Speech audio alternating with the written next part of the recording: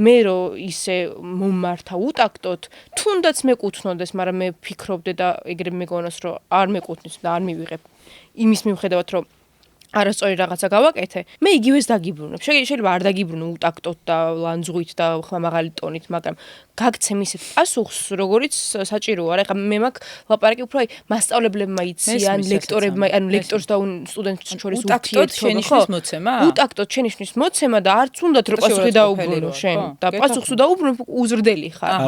ჩვენ აღარ გვაქვს მაგის თავის შეკავების აღარ გვაქვს ჩართული რა, რომ აი, კაი უფროსია და კიდე გავუტარებ, არ გავუტარებ. რატო უნდა გავუტარო?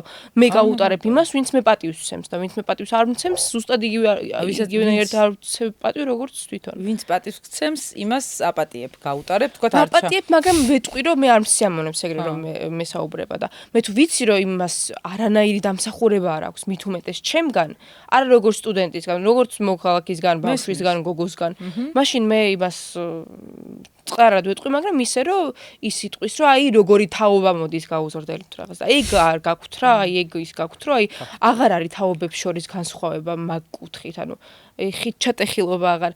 ანუ შენ დაახლოებით იმას გაიცი პასუხი, რაც მე სულ მადარდებს ხოლმე.